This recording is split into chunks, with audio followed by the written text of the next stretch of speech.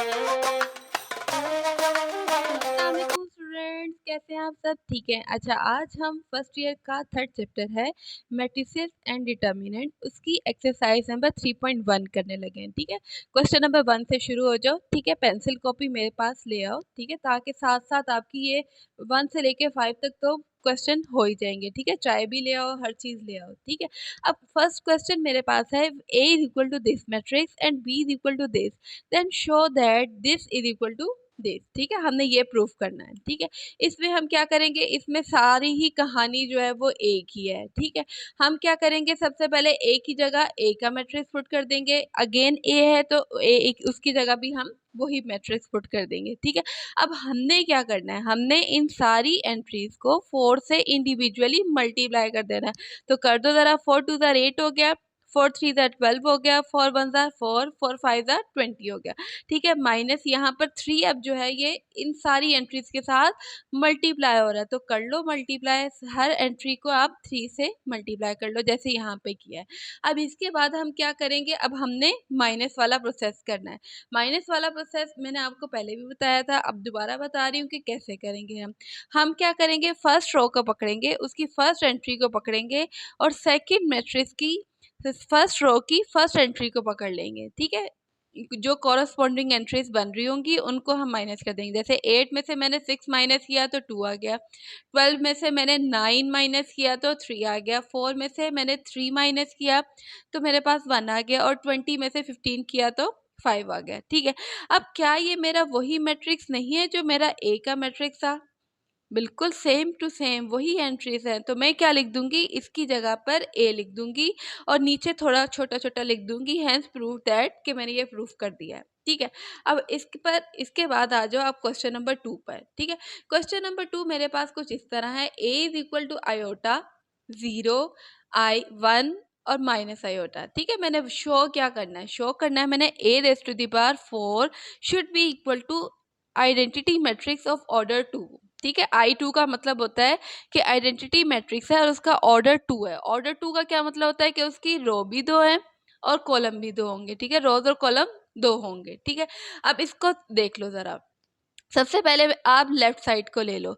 ठीक है, left side को मैंने बताया है कि लेफ्ट साइड किस तरह लिखना है, मैंने आपको सॉल्व करके बताया है कि A4 का मतलब है कि A square multiply by A square. हम इसको इस तरह लिख सकते हैं, अगर हम इसको स्प्लिट करें, 4 को अगर मैं स्प्लिट करती हूँ तो वो 2 यानी 2 दफ़ा 2 आ जाता है। ठीक है, उसको मैंने स्प्लिट कर लिया। ठीक है, अब इसके बाद मैं इसको करके बता रही हूँ कि इस तरह आपने वैसे करना नहीं है, लेकिन मैंने आपको करके बता दिया। ठीक है, अब आपने क्या करना है, आपने ए स्क्वायर फाइंड आउट करना है। ए स्क्वायर कैसे फाइंड आउट करना है, ए स्क्वायर का मतलब है कि आपने ए के मैट्रिक्स को जो आपको दिया हुआ है उसको 2 दफ़ा मल्टीप्लाई करना है। ए स्क्वायर का क्या मतलब है, 2 दफ़ा मल्टीप्लाई करना है। ठीक है, 2 से मल्टीप्लाई नहीं करना, 2 दफ़ा मल्टीप्लाई कर देना, तो कर दो, कोई मसला नहीं है। ए की जगह पे ए का मैट्रिक्स लिख लो और दोबारा ही एक और मैट्रिक्स ए का लिख लो। ठीक है, अब इसके बाद इसकी मल्टीप्लिकेशन बहुत गौर से देखना। ठीक है, कोई इधर उधर आंखें ना इधर उधर ना करो और सिर्फ मल्टीप्लिकेशन पर गौर करो कैसे मल्टीप्लाई कर रही हूँ। हमने क्या करना है, फर्स्ट रो पकड़ लिया। ठीक है, फर्स्ट रो को पकड़ के हमने फर्स्ट कॉलम से मल्टीप्लाई करना है। ठीक है, इसकी फर्स्ट रो की फर्स्ट एंट्री हमारे पास क्या है, आयोटा है। इसकी फर्स्ट एंट्री मेरे पास आयोटा है। आयोटा को आयोटा से मल्टीप्लाई किया तो मेरे पास क्या आ गया, आयोटा स्क्वायर आ गया। दरमियान में लगाना है आपने प्लस का साइन। ठीक है, अब इसके बाद हमने क्या करना है, 0 को 1 से मल्टीप्लाई कर दिया तो 0 हो गया। ठीक है, अब फर्स्ट रो को पकड़ना है हमने, फर्स्ट कॉलम तो खत्म हो गया। ठीक है, अब फर्स्ट ही रो को सेकंड कॉलम के साथ आपने थोड़ी सी जगह छोड़ के मल्टीप्लाई करना है। ठीक है, कैसे करना है, आयोटा को मैंने 0 से किया तो 0 आ गया। ठीक है, 0 को माइनस आयोटा से मल्टीप्लाई किया तो मेरे पास -0 आ गया। ठीक है, हमने क्या किया, आयोटा को जब 0 से किया तो 0 वैसे ही आ गया। ठीक है, अब इसके बाद आपने नीचे जब जाना है तो सेकंड रो में जब जाएंगे तो हम क्या करेंगे, सेकंड रो को पकड़ेंगे, फर्स्ट कॉलम के साथ करेंगे। ठीक है, हमने 1 को आयोटा से मल्टीप्लाई किया तो आयोटा आ गया, माइनस आयोटा को 1 से मल्टीप्लाई किया तो माइनस आयोटा आ गया। ठीक है, अब इसके बाद थोड़ी सी जगह छोड़ी, सेकंड रो सेकंड कॉलम। ठीक है, सेकंड रो तो पकड़ी हुई है, उसको पहले फर्स्ट कॉलम के साथ मल्टीप्लाई किया, यहाँ आ गया, फिर सेकंड रो को हमने सेकंड कॉलम के साथ मल्टीप्लाई कर दिया, तो इस तरह की कुछ एंट्रीज आ गई। ठीक है। अब क्या है, आयोटा स्क्वायर को 0 में प्लस किया तो आयोटा स्क्वायर हो गया, 0 में से 0 किया तो 0 हो गया, ऑब्वियसली ये भी कैंसल आउट होगी, दो नेगेटिव, एक प्लस था एक माइनस था, ऑपोजिट साइन थे, ठीक है, तो कैंसल आउट हो गए।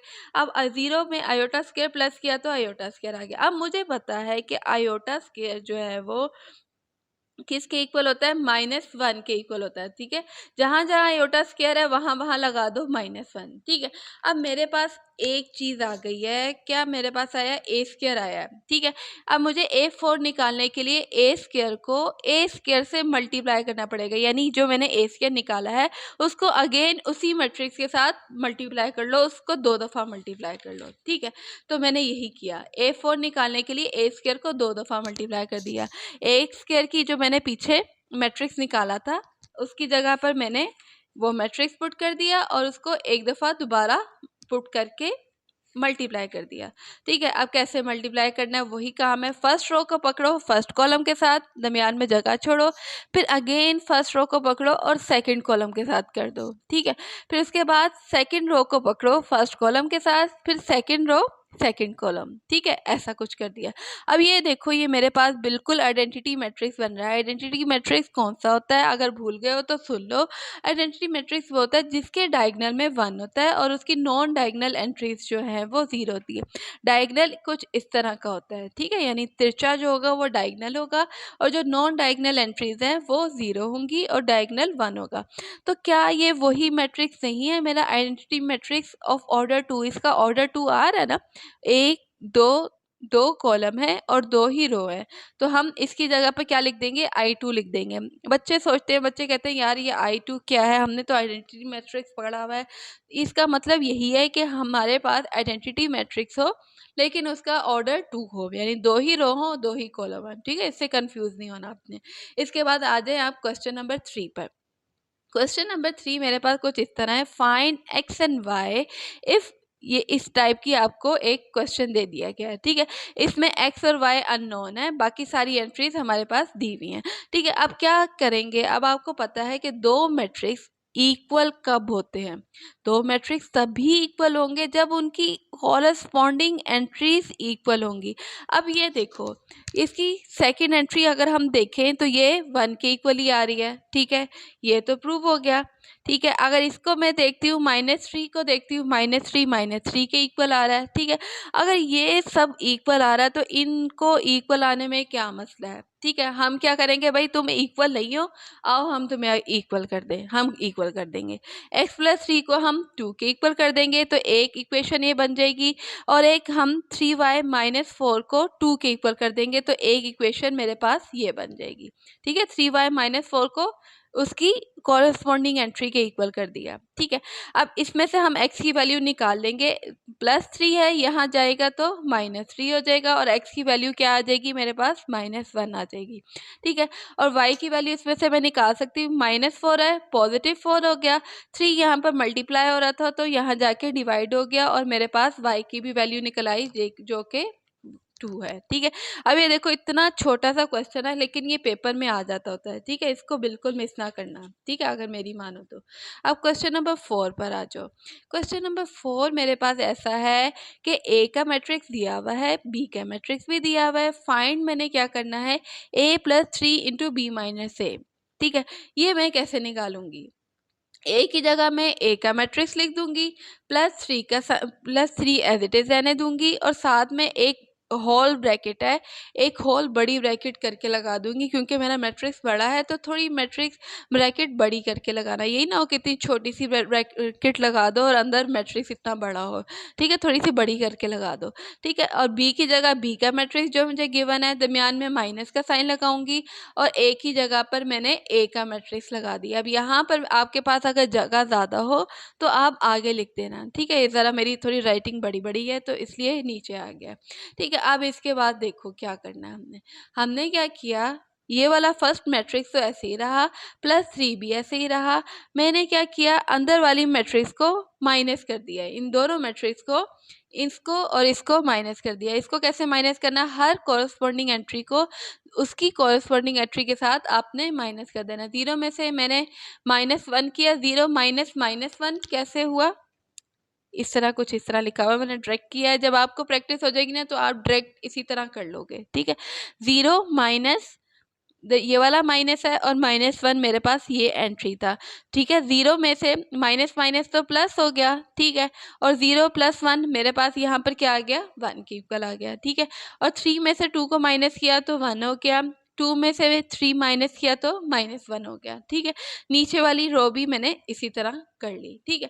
अब जब ये हो गया तो मैंने कहा ये 3 तो बेचारा यहाँ पर बाहर अकेला पड़ा हुआ है, तो मैंने क्या किया, इसको सारी एंट्रीज के साथ मल्टीप्लाई कर दिया, ठीक है। जब अंदर मल्टीप्लाई किया तो इस तरह की फॉर्म आ गई। अब आगे क्या करना है, जैसे जैसे क्वेश्चन चल रहा है ना उसको वैसे वैसे आपने सॉल्व करना है, ठीक है।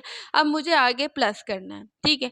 तो इन दोनों मैट्रिक्स को मैं क्या कर लूँगी, उठा के प्लस कर लूँगी, हर कोरस्पॉन्डिंग एंट्री को कोरस्पॉन्डिंग एंट्री के साथ प्लस कर लूँगी, ठीक है। जब मैंने प्लस किया तो मेरे पास इसकी वैल्यू आ गई जो कि ये थी, ठीक है। अब इसके बाद आ जाओ क्वेश्चन नंबर 5 पर। लास्ट क्वेश्चन है, एक्सरसाइज का लास्ट क्वेश्चन नहीं है लेकिन वीडियो का लास्ट क्वेश्चन है। क्वेश्चन नंबर 5 मेरे पास है, find x and y if इस टाइप का कुछ आपको दिया हुआ है क्वेश्चन, ठीक है। इसमें आपके पास x और y अननोन है, बाकी सब वैल्यूज नॉन है, ठीक है। हम क्या करेंगे, सबसे पहले हमने इसमें जो सिंप्लीफिकेशन हो रही होगी वो हम कर देंगे। यहाँ पर सिंप्लीफिकेशन क्या हो रही है कि 2 जो है वो सारी एंट्रीज के साथ मल्टीप्लाई हो रहा है, तो कैसे करेंगे, 2 को 1 से किया तो 2 आ गया, 2 को x से किया तो 2x हो गया, 2 को y से किया तो 2y हो गया, ठीक है। 2 को 0 से किया 0 हो गया, 2 को 2 से किया तो 4 हो गया, 2 इंटू -1 -2 हो गया, ठीक है। बाकी सारा कुछ ऐसे ही रहा आपका, ठीक है। अब क्या करोगे, अब आपका काम क्या है, ये तो ऐसे ही जा रहा है, ठीक है। ये वाली साइड तो ऐसे ही जाएगी, इसमें आप क्या कर दोगे, इन दोनों मैट्रिक्स को उठा के प्लस कर लोगे। कैसे करूँगी मैं प्लस, 2 में 2 प्लस किया तो 4 हो गया, 0 में हम 2x प्लस करेंगे तो क्या आ गया, 2x आ गया, ठीक है। x में हम 2y तो प्लस कर नहीं सकते तो इसको ऐसे ही लिख दिया, क्योंकि दोनों x और y अननोन है मेरे पास, ठीक है, मैंने निकालने हैं। 1 में 0 मैंने प्लस किया तो 1 हो गया, ठीक है। y में 4 प्लस किया तो ऐसे ही लिख लिया क्योंकि y मेरे पास अननोन है। 3 प्लस -2, अब ये देखो मैंने डायरेक्ट किया हुआ, जब आपको भी इसकी प्रैक्टिस हो जाएगी ना तो आप भी आंखें बंद करके इसको लिख लोगे। हमने कैसे किया, मैंने 3 प्लस ब्रैकेट -2, ठीक है। अब कैसे करेंगे, प्लस माइनस माइनस हो गया और 2 ऐसे ही आ गया, 3 में से 2 माइनस किया तो मैंने यहाँ पर 1 लिख लिया, ठीक है। और राइट साइड मेरी ऐसे ही चलती जाएगी, ठीक है।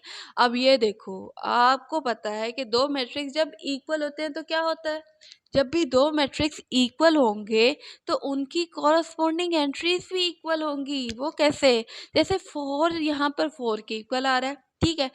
तो यहाँ पर एक और चीज़ दिखाऊं, 1 भी 1 के इक्वल आ रहा है, ठीक है। राइट साइड पे भी 1 है, लेफ्ट साइड पे भी 1 है। यहाँ भी आप देखो तो यहाँ भी लेफ्ट साइड पर 1 है और यहाँ भी 1 है, ठीक है। ये सब तो हो गए इक्वल। जब ये इक्वल आ रहे हैं तो इनको इक्वल आने में क्या मसला है, तो हम इनको भी इक्वल कर देंगे, ठीक है। तो कर दो ज़रा इक्वल, फिर हमारी एक्स और वाई ईजिली आसानी से निकल आएंगे। तो हमने क्या किया, 2x को पकड़ के -2 के इक्वल कर दिया, ठीक है। 2x को -2 के इक्वल किया। अब यहाँ पर 2 मल्टीप्लाई हो रहा है तो यहाँ पर जाके राइट साइड पर जाके डिवाइड हो जाएगा। जब हमने 2 को 2 से कैंसिल आउट किया तो -1 आ गया, ठीक है। अब इसके बाद हमने y + 4, यहाँ पर सेकेंड एंट्री जो है, सेकेंड रो की सेकेंड एंट्री और यहाँ पर भी सेकेंड एंट्री 6 है, ठीक है। इन दोनों को पकड़ के मैंने इक्वल कर दिया, ठीक है। तो या y = 6 + 4 है, -4 आ गया और y की वैल्यू आ गई, ठीक है। अब हमारे जो मसला है, हमारा मसला क्या था, x और y की वैल्यू निकालना, ठीक है। अब हमारा मसला इन दोनों से सॉल्व हो गया, ठीक है। तो इसको हमें थर्ड वाली इस चीज़ को लेने की ज़रूरत नहीं पड़ी, ठीक है। जब आपका x और y निकल आए ना तो इसका मतलब आपका क्वेश्चन सॉल्व हो गया है, ठीक है। आपने इसको अगर लोगे तो तब भी आपकी x और y की यही वैल्यू आएगी, चेक करना, ठीक है, ट्राई करना इसको। आप अगर x और y इसकी जगह पुट करोगे ना तो आपके पास राइट साइड पर 3 ही आएगा, ठीक है। चलो अपना बहुत सा ख्याल रखो और ये क्वेश्चन नंबर 1 से लेके 5 तक रात को करके सो जाना, ठीक है, ताकि जब आप सुबह उठोगे तो आपकी 1.1 3.1 तो आधी से ज़्यादा तैयार हो चुकी होगी, ठीक है। चलो अपना बहुत सा ख्याल रखो और इसको सॉल्व कर लेना, ठीक है। ओके, अल्लाह हाफिज़।